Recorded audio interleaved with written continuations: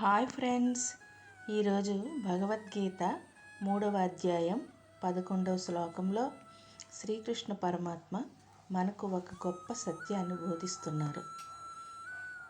మనిషి జీవితంలో ఎందుకు కృతజ్ఞత ఉండాలి, ఎందుకు భగవంతుని మర్చిపోకూడదు, ఎందుకు సేవాభావంతో జీవించాలి, ఈ ప్రశ్నలకు సమాధానం ఈ శ్లోకంలో ఉంది. దేవాన్ భావయతానేన తే దేవా భావయంతు వః పరస్పరం భావయంతః శ్రేయః పరమవాప్స్యదా.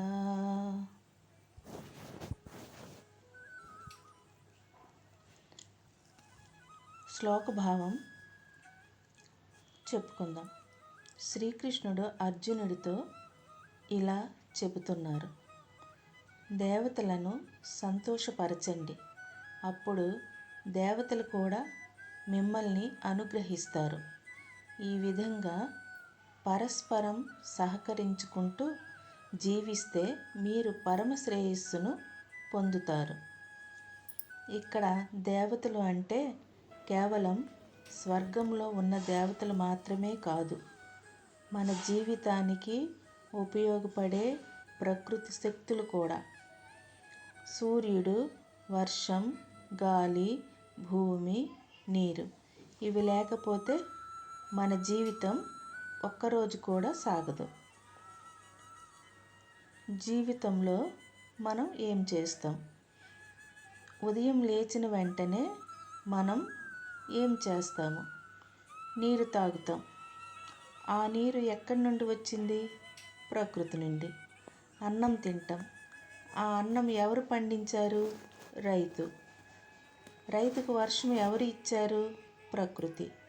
ప్రకృతి నడిపిస్తున్నది ఎవరు? భగవంతుడు. అంటే మనం పొందుతున్న ప్రతి వరం వెనుక భగవంతుని కృప ఉందన్నమాట. ఒక చిన్న ఉదాహరణ. ఒక చెట్టు గురించి ఆలోచించండి. చెట్టు మనకు పండ్లు ఇస్తుంది, అలాగే నీడ ఇస్తుంది, అలాగే ఆక్సిజన్ కూడా ఇస్తుంది. కానీ ఎప్పుడూ ఏమీ అడగదు మనకి. అలాగే భగవంతుడు కూడా ఎన్నో వరాలు ఇస్తూనే ఉంటాడు. కానీ మనం చాలాసార్లు ధన్యవాదాలు చెప్పడం మర్చిపోతాము. ఈ శ్లోకం మనకు కృతజ్ఞత నేర్పుతుంది. అలాగే భక్తి బోధ.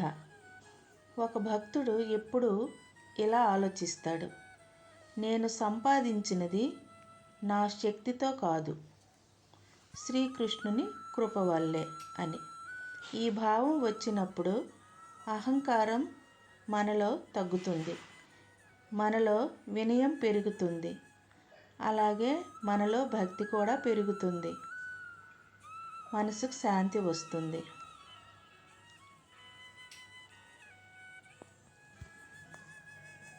ఇస్కాన్ దృష్టిలో కూడా ఈ శ్లోకం ద్వారా మనం పొందిన వాటిని భగవంతుని సేవలో ఉపయోగించమని బోధిస్తున్నారు.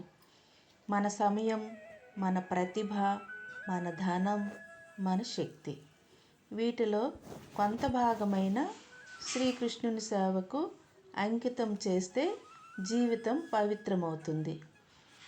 ఈరోజు మనం చేయవలసినది: ఈరోజు రాత్రి పడుకునే ముందు, ఓ కృష్ణ, నాకు ఆహారం ఇచ్చినందుకు, ఆరోగ్యం ఇచ్చినందుకు, కుటుంబాన్ని ఇచ్చినందుకు నీకు ధన్యవాదాలు అని ఒక్కసారి చెప్పండి. మీ మనసులో మార్పు కనిపిస్తుంది. ఫ్రెండ్స్, ఈ శ్లోకం మనకు చెబుతున్నది ఒక్కటే: కృతజ్ఞతతో జీవించండి, భగవంతుని మర్చిపోవద్దు, పొందిన ప్రతిదాన్ని దైవకృపగా భావించండి. అప్పుడు మన జీవితంలో శాంతి, ఆనందం, శ్రేయస్సు కలుగుతాయి. కృతజ్ఞతతో జీవిస్తే దైవకృప స్వయంగా లభిస్తుంది. జై శ్రీకృష్ణ. హరే కృష్ణ. నమస్తే.